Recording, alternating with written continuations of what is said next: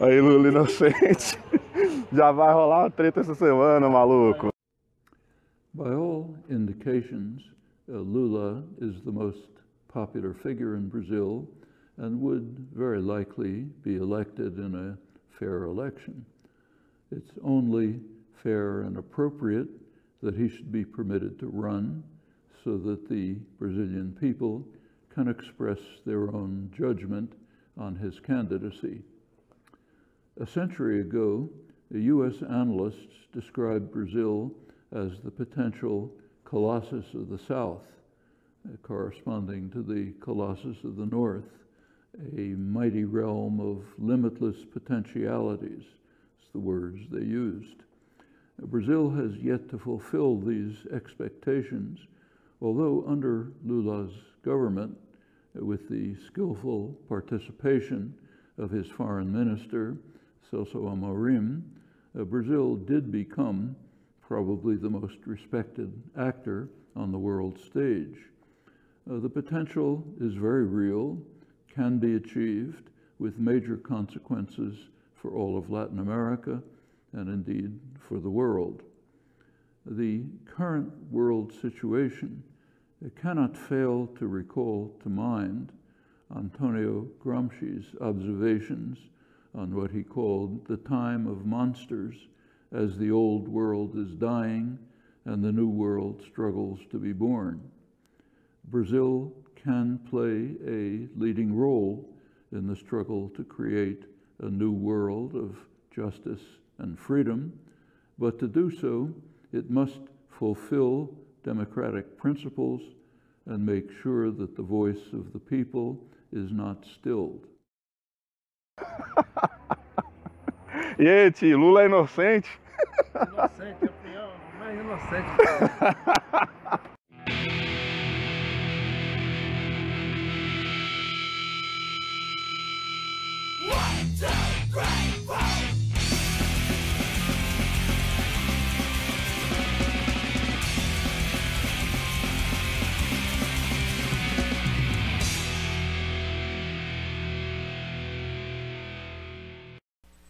Alô, você que não tem mais o que fazer, seja muitíssimo bem-vindo a este canal.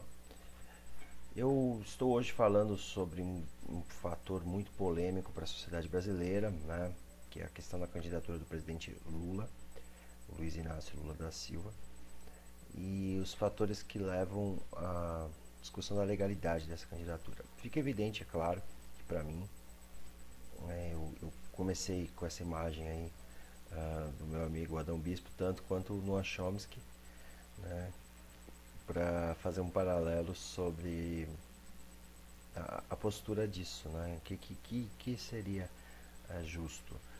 O Chomsky é um anarquista, auto-intitulado anarquista. Eu costumo também brincar que é o anarquista mais famoso do mundo hoje, mais do que Proudhon, Bakunin, Kropotkin. Tem gente que conhece o Chomsky e nem sabe que ele é anarquista.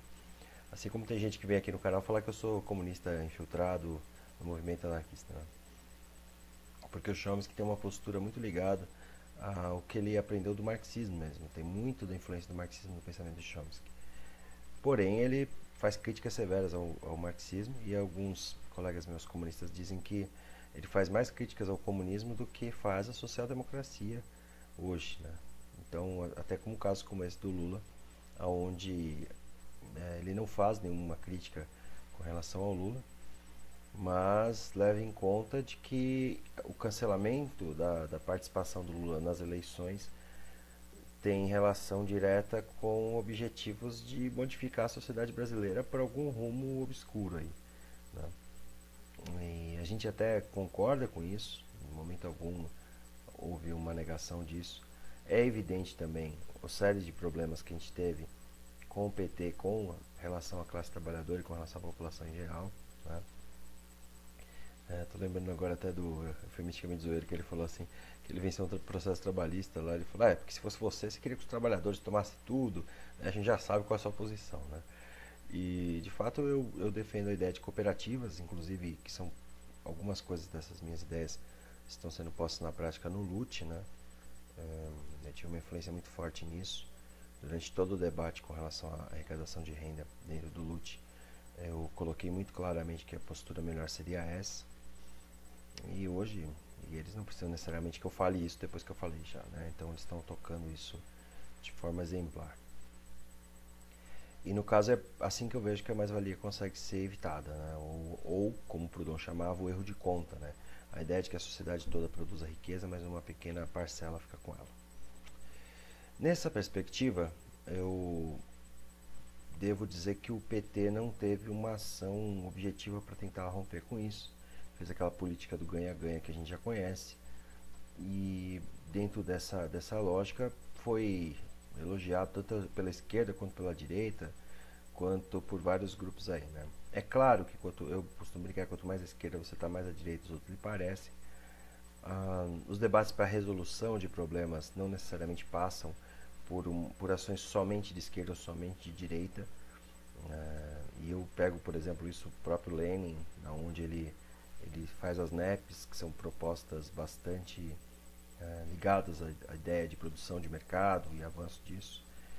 Então, não é simples lidar com a realidade, né? E mesmo quando você tem uma perspectiva totalizante, cosmológica, como é o caso do anarquismo, é o caso do marxismo também, e até do conservadorismo de várias frentes, né? Temos o conservadorismo que é cético, então um conservadorismo que é religioso, nós temos o marxismo que é religioso, temos o marxismo que é cético, temos o anarquismo que é religioso, temos o anarquismo que é cético. Então, assim, uma perspectiva política não necessariamente ela é hegemônica na religiosa e assim por diante. E nessa fala enorme que eu fiz, eu falei tudo isso para comentar que existem elementos dentro do governo do PT aqui no Brasil que são responsáveis pelo fato deles não terem mais tolerância com relação a uma ação do PT novamente. E, ao meu ver, não são os aspectos da corrupção. Esse é o ponto que eu acho central nessa discussão e o mais importante e, sinceramente, o único relevante, né? Não é a corrupção do PT a razão pela qual o Lula está sendo julgado, mas deveria, mas não é. Eu posso dizer isso tendo em vista que a gente tem provas de coisas muito mais graves que ocorreram aí com outros candidatos à presidência da República, né? Joesley Batista entregou à Procuradoria-Geral da República uma gravação que agrava ainda mais a situação do senador Aécio Neves. No áudio, o presidente do PSDB pede 2 milhões de reais ao empresário sob a justificativa de que precisava da quantia para pagar despesas com a sua defesa na Operação Lava Jato. Bom, para quem viu esse processo, quem ouviu o áudio, lembra que ele reclama que as lojinhas dele não estão dando dinheiro, tá? Lojinha é um termo, para quem não conhece as gírias aí do narcotráfico, significa a loja de venda das drogas, normalmente cocaína, maconha, crack, enfim, né? O crack ainda é um subproduto. E aí ele fala que não é o bastante, então ele precisa desses 2 milhões para fazer um acordo aí com o Joesley e colocá-lo, tá? E aí tem a célebre declaração, né? O pedido de ajuda foi aceito e Joesley quis saber quem seria o responsável por pegar as malas. Aécio Neves indicou o primo, Frederico Pacheco de Medeiros, para receber o dinheiro. Ele é conhecido como Fred. Foi diretor da CEMIG, nomeado por Aécio, e um dos coordenadores da campanha de Aécio a presidente da República em 2014. Aécio Neves disse para Joesley, abre aspas, tem que ser um que a gente mata ele antes de fazer delação. Vai ser o Fred com um cara seu. Vamos combinar o Fred com um cara seu, porque ele sai de lá e vai no cara. Fecha aspas. O caso nunca mais vai ser julgado, tá? Ele já está arquivado. O processo, o próprio senador retorna, né? E retoma o lugar. Alguém pode falar, poxa, petismo do caramba, você fazer um ataque ao Aécio Neves nesse momento aí do Lula. Eu só queria fazer isso para fazer a questão dos parâmetros e pesos e medidas com relação ao caso. O que foi apurado com relação ao Lula é que foi uma OS, né? A OAS, né? Eu brinco, é uma OS, mas a OAS pagou para o Lula e nunca ficou no nome dele, claramente. O Lula redireciona a responsabilidade pelo triplex para a falecida esposa, né? Então, assim, é um processo onde ele também tirou a batata quente do colo para jogar para alguém que não pode ser julgado mais.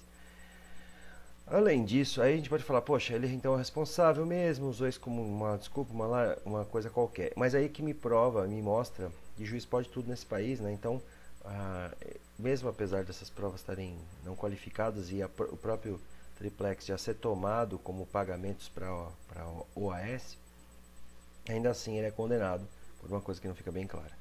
Evidentemente, ao meu ver, eu vejo que será condenado amanhã, porque é um processo ligado a uma questão eleitoral, tá? E o sistema, ele não funciona por uma questão de justiça. Nesses momentos a gente vê claramente isso. Eu concordo com a fala do Chomsky, né? Apesar de você vai falar que é corporativismo da minha parte, já que os anarquistas vão ficar juntinhos. Tá difícil, acho que a gente tem que começar a fazer isso também. Eu vou levar comentários aí anarquistas com um cara meu e o Fred, porque o Fred vai morrer mesmo. Mas enfim. Então, o que a gente vê aqui no caso Lula, a correlação é essa. Mas é claro que aí a gente não pode esquecer, que é uma coisa que eu vejo que o Chomsky não tem essa clareza, vendo de longe o que está acontecendo, do quanto o próprio PT impediu a classe trabalhadora ou organizações das camadas mais baixas de conseguirem criar saídas para além do PT. E o quanto que ele também tenta incorporar e sistematizar todo tipo de luta abaixo de seu guarda-chuva. E é por conta disso que nós também nos posicionamos a favor do Lula, a favor do PT conseguir lutar. A gente ficou muito mais preocupado com o Rafael Braga, que foi acusado sem provas também. E aonde o PT não falou nada a respeito. Nada a respeito. Então, o processo inicial, onde a gente vê que fez o deslocamento do pensamento macro de defesa do PT para o que a gente tem hoje, tem uma correlação muito próxima com o fato deles mesmos quererem resolver, serem os agentes únicos da justiça e baluartes da justiça. O que não é diferente do processo do que acontece com o Bolsonaro hoje, né? O baluarte da justiça. E, sinceramente, eu também não concordo com o fato de perseguirem o Bolsonaro agora, certo? Vocês tiveram quantos anos para investigar essas mansões? Ninguém nunca viu esse dinheiro? Nunca? Viram agora? O processo que ataca o Lula, ataca o Bolsonaro. Sinceramente, não assim porque um seja o outro, mas a ação de hoje, de uma direita de centro, focaliza em atirar no Lula por um lado e no Bolsonaro por outro, para que os votos escoem para o centro, para que haja uma eleição. Então, o direito desses candidatos se lançarem, ao meu ver, também deve ser garantido. Porque eu vejo que, apesar da eleição ser uma grande fraude e uma farsa, ela é um mal menor dentro de um processo do que a ditadura, do que a monarquia, do que o... né? Se bem que é difícil essas coisas, né? O presidente, o rei, é um negócio complicado. É dose. É entre a cruz e a espada. Mas salientar e defender que você não pode ter certos candidatos ou outros em detrimento do que a justiça acha certo, um dos setores mais corruptos do país, é bem complicado, né? É difícil, porque como eu me posicionei nesse canal na época com relação ao próprio impeachment da Dilma, eu era contra o impeachment e também era contra o governo, porque eu via quem estava ali. E mesmo eu não vendo o PT numa salientação de coisas. E as pessoas, muitos anarquistas que eu conheço, acabaram até votando, o que é uma coisa absurda, na minha opinião. Mas votando para poder evitar o Aécio, né? Muita gente de esquerda também votou para evitar o Aécio. E falou, a gente põe essa doida aí, depois a gente ataca ela aí até não poder mais, né? Mas a verdade é que a política do PT também tem seus pontos contraditórios, né? Em um café da manhã com jornalistas, a presidente Dilma Rousseff defendeu o aumento na idade mínima para aposentadoria e afirmou que a prioridade do governo nesse ano será o reequilíbrio fiscal e o controle da inflação. Vamos voltar a falar com a Renata Lopretti. Renata, o principal assunto dessa conversa foi a situação econômica do país. Doni, muitas declarações no sentido de mostrar compromisso com o reequilíbrio das contas e mais um reconhecimento de erro, que na verdade não é reconhecimento de erro. Dilma também reclamou do que considera vazamentos seletivos da Operação Lava Jato. O café da manhã com jornalistas estava marcado para começar às 9 horas da manhã. Mas o atraso da presidente Dilma Rousseff tinha um motivo. Ela recebeu a notícia do nascimento do segundo neto. Dilma falou por quase 2 horas. Mesmo com a resistência explícita do PT e dos movimentos sociais que dão sustentação ao seu governo, ela deixou clara sua disposição de pautar uma agenda impopular para reequilibrar as contas do país, a reforma da Previdência. Você tem várias formas para encarar a questão da Previdência. Os países desenvolvidos, todos eles buscaram aumentar a idade de acesso, a idade mínima para acessar a aposentadoria. Tem esse caminho. Tem um outro caminho também, que é o 85-95 móvel, progressivo, que resultará na mesma convergência. Uma coisa vai ter de ser considerada, que é a seguinte: não se pode achar que se afeta direitos adquiridos. A presidente confirmou que o governo não tem nenhum coelho na cartola para reaquecer a economia e disse que as prioridades para esse ano são o reequilíbrio fiscal com crescimento econômico e o controle da inflação. Um recado ao mercado financeiro. Garantir um superávit de 0,5% esse ano e o equilíbrio fiscal, ele terá todas as condições, você criará as condições, se terá essas condições para que a inflação se equilibre, se volte para o centro da meta, volte para a meta. Que, para lembrar, é uma meta que está em aberta. E quando chegar essa meta de inflação em aberta, ela vai dobrar a meta, só para recordar. O Banco Central está falando que nós olharemos isso num horizonte até 2017, mas ele está dizendo isso a respeito dos 4,5. Eu estou dizendo que nós queremos nos aproximar da banda de cima da meta, o mais rápido possível esse ano. Dilma voltou a afirmar que o principal erro do governo foi não ter percebido a gravidade da crise financeira internacional em 2014 e defendeu a volta da CPMF, um imposto do cheque que ajudaria a resolver parte da crise da saúde. Sobre as dificuldades políticas para ter governabilidade, Dilma cobrou responsabilidade da oposição, disse que respeita a posição do PT, mas que o governo não responde apenas ao Partido dos Trabalhadores e mandou um recado ao Congresso Nacional, o de que o país não pode repetir 2015, quando a chamada pauta-bomba tomou conta do Legislativo. Esse é um ponto muito importante, essa questão da pauta-bomba, né? E para entender também o quanto que o governo Dilma estava sendo esperto neste momento, né? Estava se articulando de uma forma interessante. Apesar de a gente ver que depois ele não conseguiu se orquestrar uma ação para impedir o ataque sobre ele mesmo, né? Até por conta dessas pautas-bomba.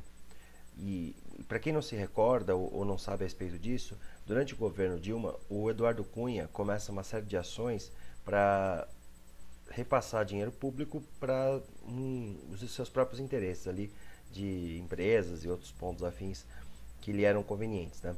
E os movimentos sociais, muitos deles, alguns que estão baseados do PT, recebem dinheiro público por conta de uma conexão com o PT, certo? Então isso é muito louco, porque no discurso dela, ela está falando tanto de diminuir os gastos com esses movimentos sociais, tanto quanto diminuir com o que o Eduardo Cunha estava pedindo, tá? Então ela pede, olha, vou cortar os gastos, vou aumentar a idade mínima para aposentadoria e vou fazer isso porque dessa forma a gente não perde o foco, que é o reajuste das contas públicas. E ela fala isso, né, num tempo que é exatamente o que acabou sendo o que o governo Temer vai falar que vai fazer, né, com a chamada ponte para o futuro. E aí tem várias teorias conspiracionistas com relação a isso. Então o PT, vendo que ia fazer uma medida impopular, tem muita gente que vai nessa via de conspiração, ele sai, mas também deixa um governo que vai fazer as medidas que ele mesmo disse que ia fazer, um vice que há de substituí-la à altura, né, como eu costumo brincar. Que ela mesma disse, palavras dela mesma, né? Então, é isso. Depois, defendeu o combate à corrupção, mas criticou o vazamento das investigações. Nós temos de manter o direito de defesa, acabar com a escandalização. essa parte é interessante, né? Durante a Copa do Mundo, nosso colega aí, o Vinícius, vocês devem lembrar dele pelo canal Desconstruindo Ideias, tá? O Vinícius Desconstruindo Ideias, inclusive eu tô deixando um link aí pra vocês verem.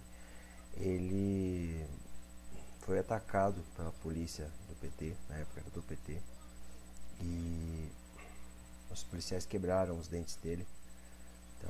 No ato, golpearam, quebraram, e para fazer uma piada com o nosso grito de não vai ter Copa, escreveram não vai ter dentes, tá? E foi compartilhado por militantes do PT essa imagem, tá?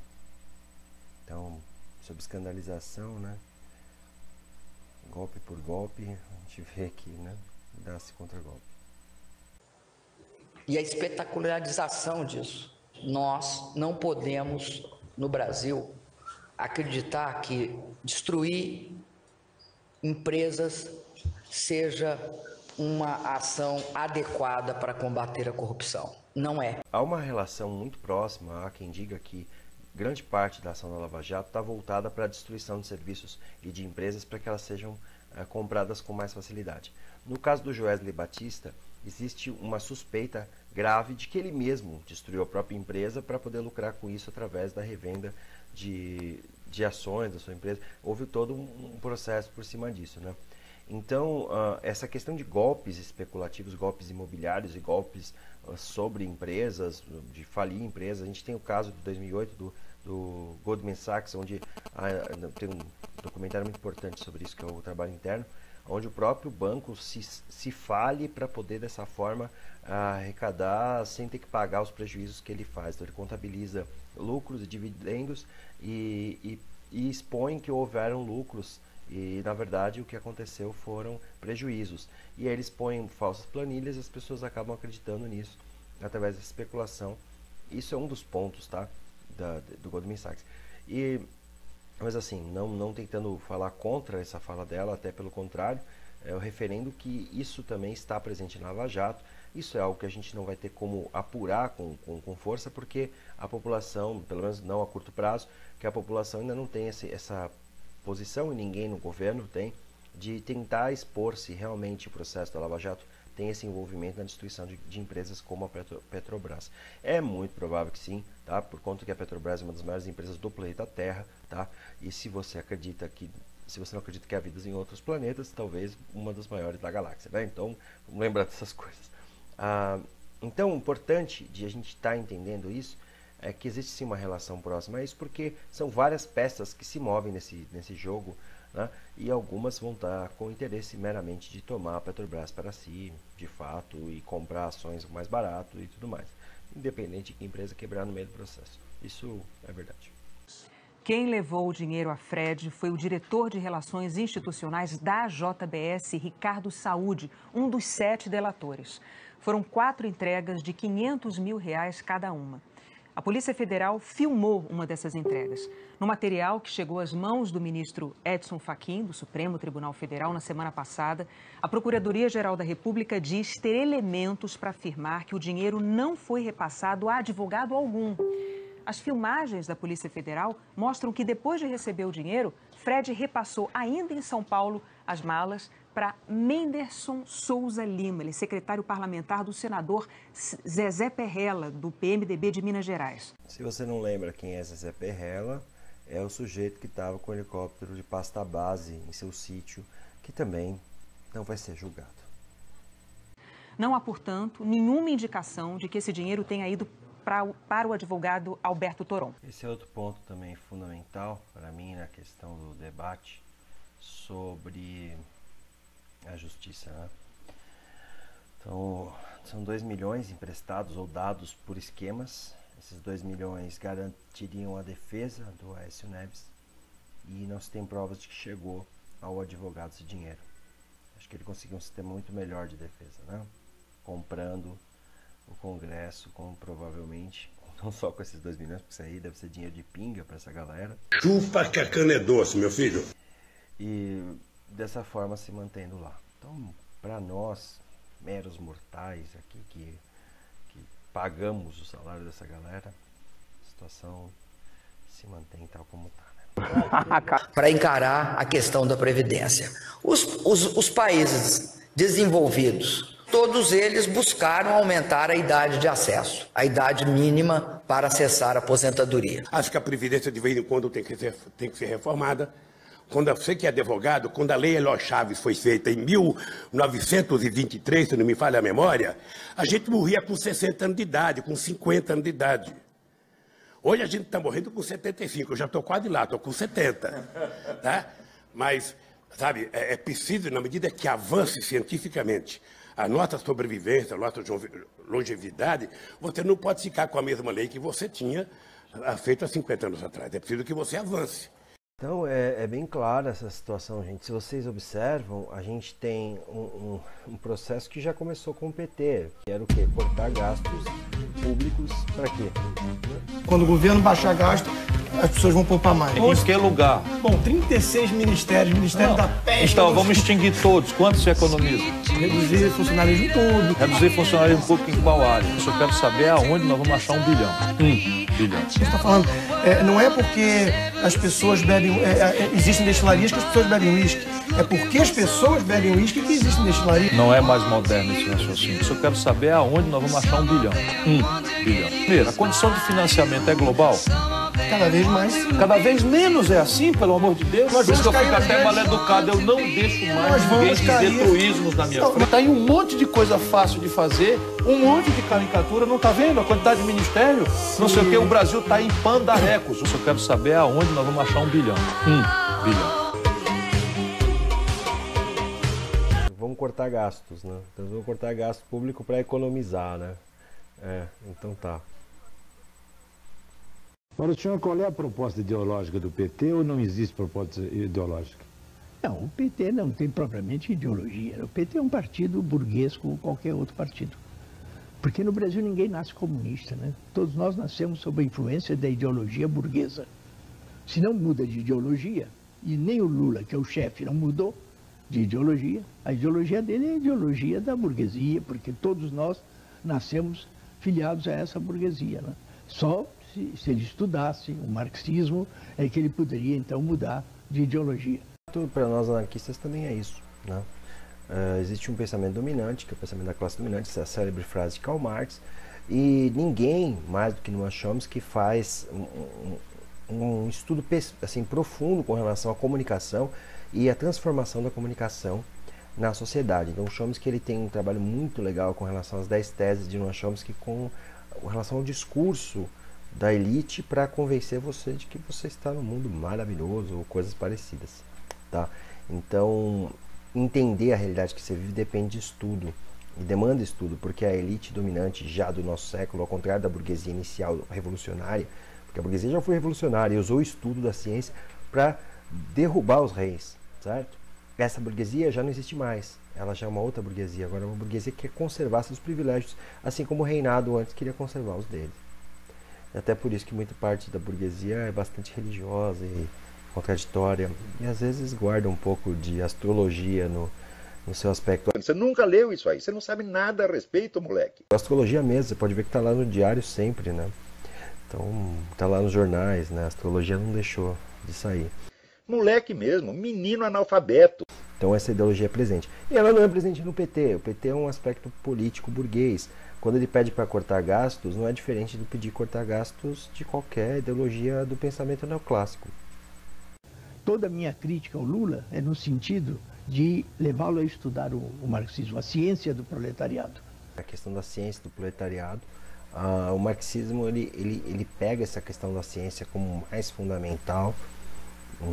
Ele retoma a ciência iluminista, né? Eu acho que isso também o anarquismo também toma, mas a questão de ciência como grande norte não é um consenso no anarquismo, mas é um consenso no marxismo.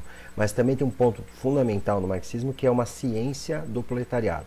Isso é muito importante para quem não conhece o marxismo, que ele vê a ciência do proletariado como diferente da ciência da classe dominante burguesa, porque ele analisa a partir do proletariado. E é onde Karl Marx colocou Proudhon. Ele fala que Proudhon é o autêntico pensador do proletariado, pelo menos no começo, enquanto eles se davam bem. Depois que eles brigam, a coisa muda. Tá?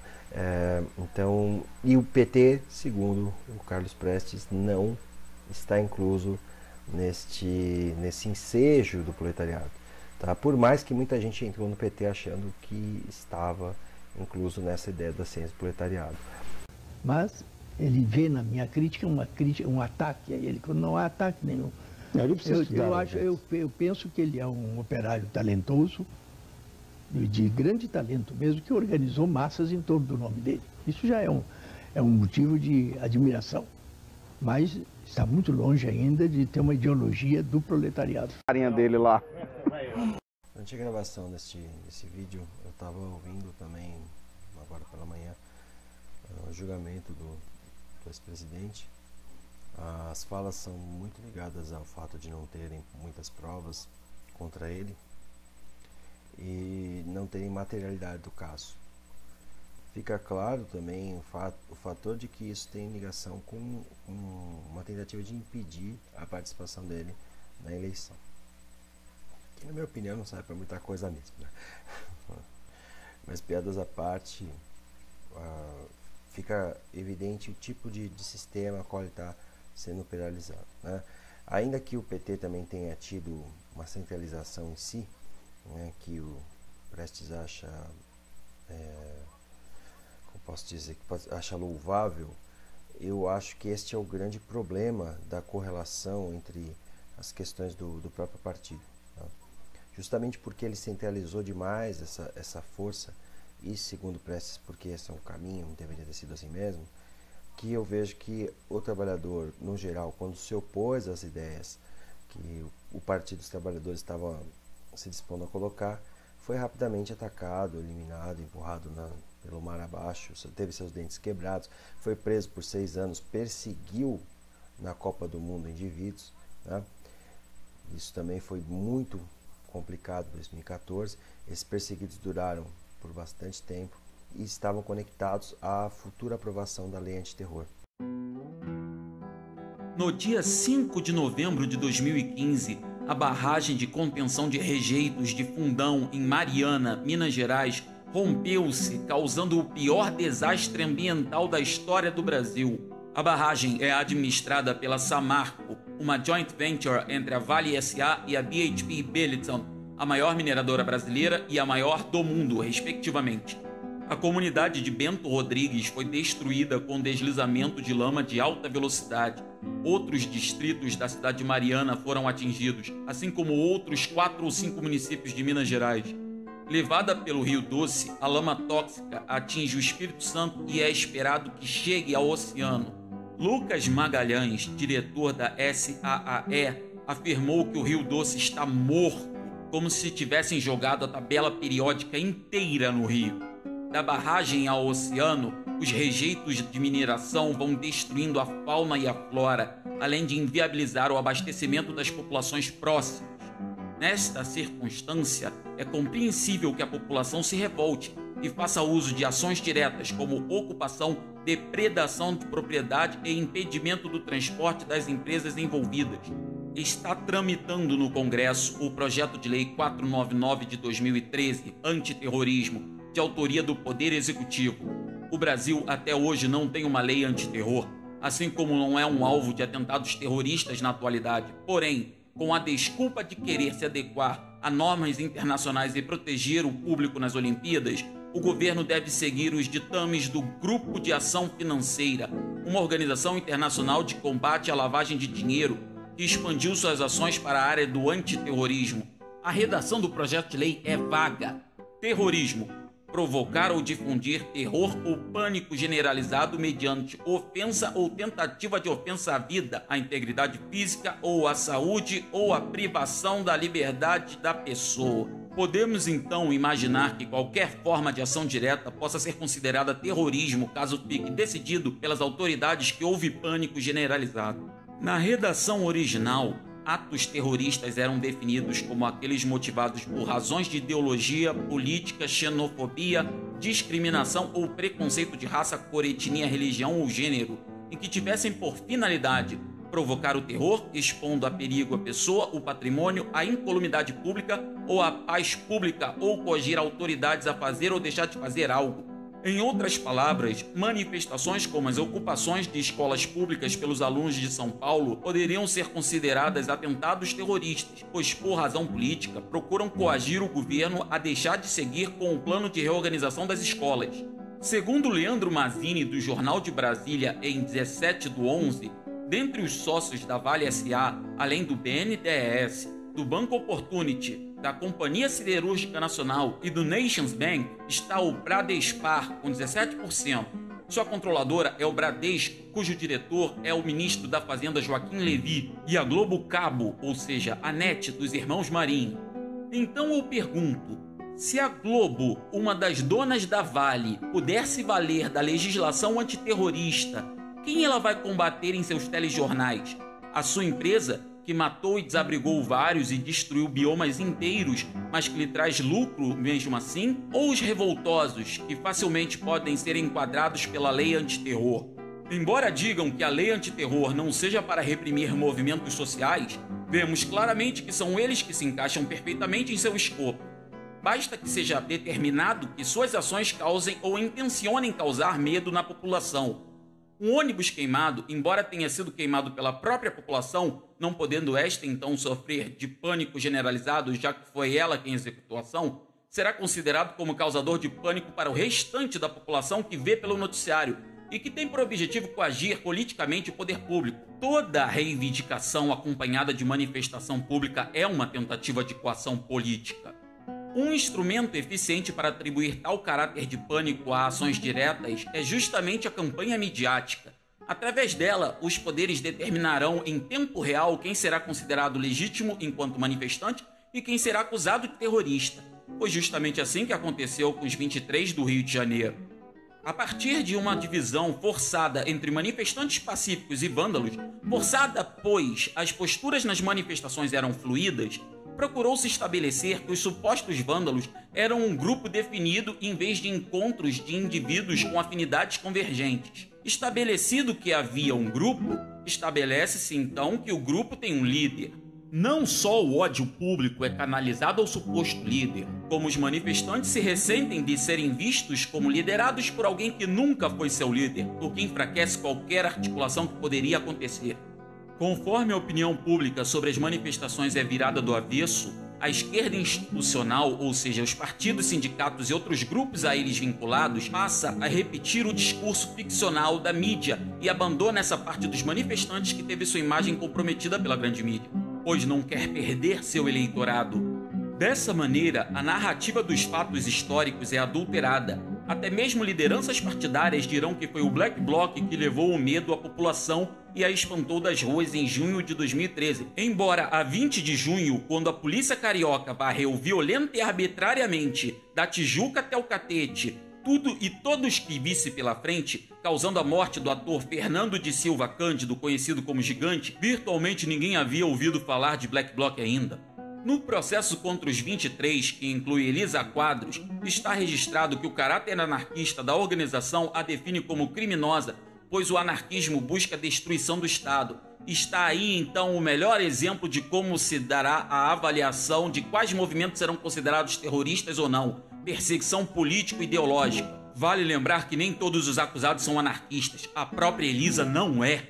Com exclusividade, no dia 13 de outubro desse ano, a Globo noticia que o Ministério Público pediu pela condenação de 18 dos 23, enquanto entre os quais o MP pede a absolvição estão Fábio Raposo e Caio Silva de Souza, acusados de matar o cameraman Santiago. A suposta ligação entre os dois e o resto foi explorada a exaustão pela mídia para estender a todos a responsabilidade por um homicídio acidental que, através da campanha da Globo, se tornou triplamente qualificado como aqueles cometidos por assassinos de aluguel e emboscadas. Mas se o MP os absolve no caso dos 23, mesmo condenando-os em seu caso separado, qual então o elo dos 23 com a morte de Santiago? Resposta: nenhum.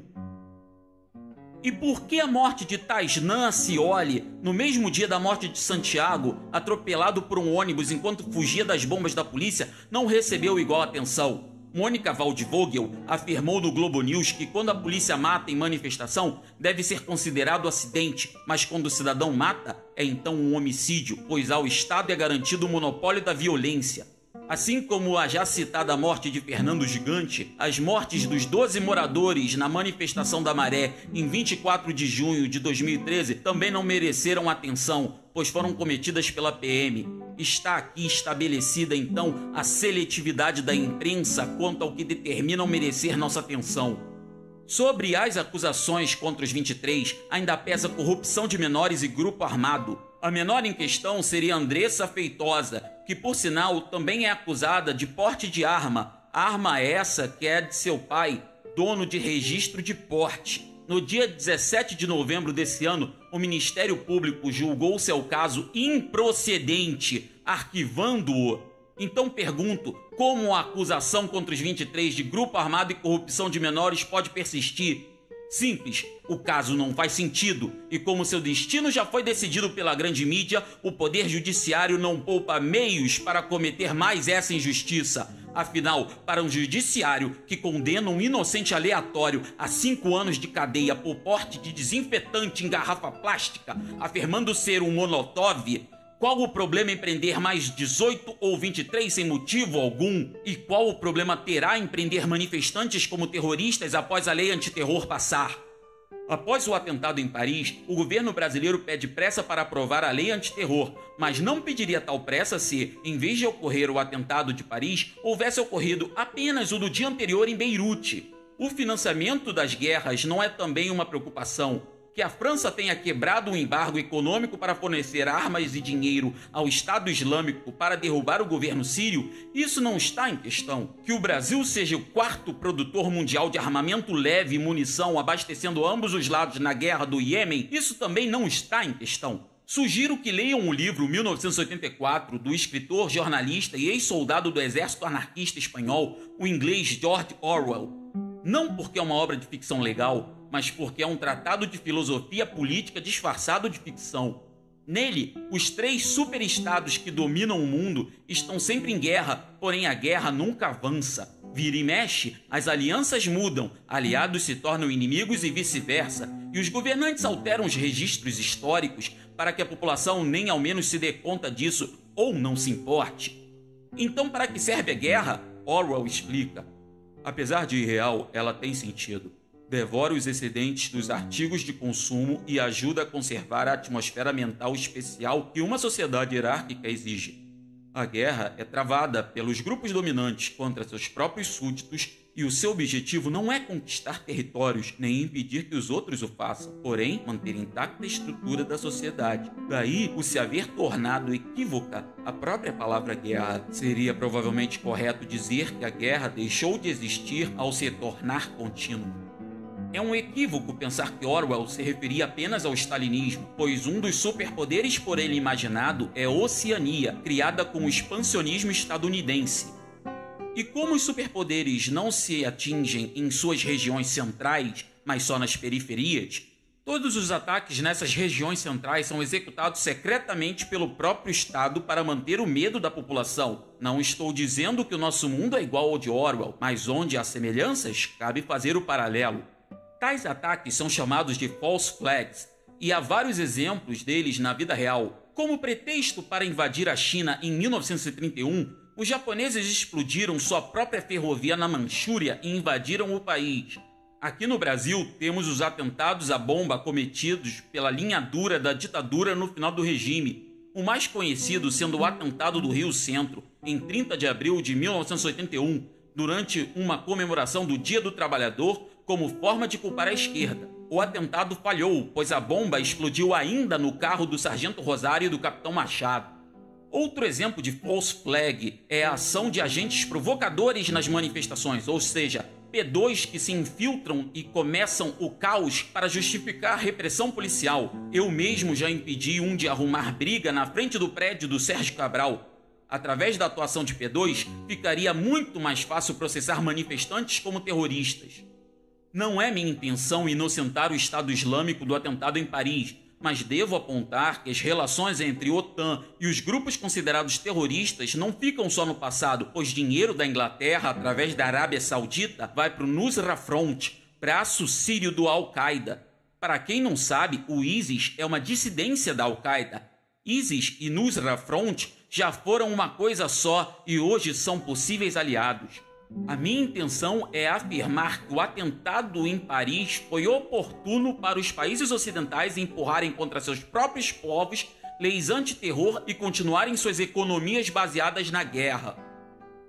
Dessas contradições eu sei por experiência própria, pois fui preso em manifestação contra as remoções para a Copa do Mundo e pelos professores do estado do Rio. Numa noite com pelo menos 7 detidos sem motivo, caldeirão de Hamburgo em torno de ato pacífico, bomba de efeito moral disparada sem motivo e helicóptero pairando estático para monitorar professores, os manifestantes se revoltam e projetam laser no helicóptero, esperando que isso ajudasse a resistência dos professores contra a brutalidade policial. E eu fui preso. De um helicóptero estático sobre a Lavradio, sem ter nem onde colidir, vêm os PMs depondo que tiveram de fazer manobras bruscas, podendo acertar prédios. Onde estão esses arranha-céus da Lavradio que desconheço? E como alguém pode acertar alguma coisa enquanto parado? Em juízo, afirmaram que toda manobra é brusca. Então qual o sentido da especificação? Também erraram ao indicar minha posição em relação aos arcos da Lapa. Também disseram que era normal projetarem lasers no helicóptero durante manifestações, mas que eu tinha ficado 20 minutos contínuos focando. Mas como assim, se o laser passou de mão em mão? Pouco disso importa. Já me tiraram os direitos, já me imputaram o estigma, já me tiraram amigos. Na delegacia, um chato da Bandeirantes tentava me arrancar informações, enquanto eu tentava me acalmar estudando Thomas Hobbes. Na Record, um babaca de um apresentador me chamava de vagabundo. Um cartunista, um músico, um graduando de filosofia que vos escreve este texto e um trabalhador voluntário na área de educação popular, reduzido por um parasita televisivo a vagabundo. Me trancaram em cela sem direito a conversa particular com advogado. Me levaram para Bangu para ser comido pelos mosquitos e o frio da madrugada e ouvir os gritos dos detentos torturados. Me mantiveram ilegalmente mais um dia mesmo após o habeas corpus expedido, quando rasparam meu cabelo rindo da minha cara e me colocaram de frente a Fábio Raposo para que eu desse com a língua nos dentes, embora eu nem mesmo o conhecesse antes dali. E o juiz, antes mesmo do meu interrogatório, já declarou que a intenção dele era me condenar. Meu nome é Cristiano de Oliveira Gomes, acusado criminalmente de atentado contra o tráfego aéreo e com toda a certeza de que serei condenado, mas dane-se que eu seja preso, se ainda puder fazer alguma diferença. Também amigo e apoiador dos 23, que só com muita sorte serão livres das garras do Estado. Esse sim um terrorista. Este é meu argumento contra o projeto de lei antiterrorismo. Conforme a gente vê, e hoje está vendo, né, defesas mais complexas e elaboradas para proteger o Lula da prisão, a gente vê que é para periferia pobre, preta, né, PPP, né, preto, pobre, periférico, sempre o PPP, eles gostam de usar isso. Não tem essa relação, então já joga lá, já prende, já acabou, não tem explicação, não tem defesa, porque não se tem dinheiro para pagar as defesas, não tem dinheiro para se lançar candidato, não tem dinheiro para se estabelecer enquanto cidadão neste meio. Se em Atenas o cidadão era aquele que detinha escravos, no Brasil e no mundo hoje, cidadão é quem tem dinheiro. E aí a gente pode ter esse núcleo de pessoas se opondo ao que está acontecendo, mas a gente não consegue ver o que está sendo escondido nesse país. Quem se opôs ao que está ocorrendo, a ordem de coisas que está acontecendo, foi perseguido anteriormente, justamente pelo governo, que agora é perseguido pela outra ala de governantes que a gente tem. A carinha dele lá. Todos esses processos nos arrastam a uma única compreensão de que, por mais que esse grupo esteja perseguido, a gente também está, seja quem for o carrasco que há de governar em 2018, as tendências vão ser cada vez piores para a classe trabalhadora. Então, para você que está assistindo, entenda que, por mais que as eleições sejam uma fraude, é evidente que eles buscam controlá-la pelo viés do judiciário e vão controlar por todos os viés que puderem. é uma disputa pelo poder. O sistema judiciário é muito ingênuo quem acha que ele não está desconectado dos elementos do poder. E, sinceramente, foi ingenuidade do PT achar que ia controlar isso só com dinheiro. O dinheiro tem limite, os recursos têm limite, e o PSDB aparelhou de forma muito mais genial do que eles pensavam. Se você conseguir, se prepara, porque a situação vai, como eu já disse, piorar muito. Então, até mais tarde. Paz. Sim, vou acabar agora. E até mais.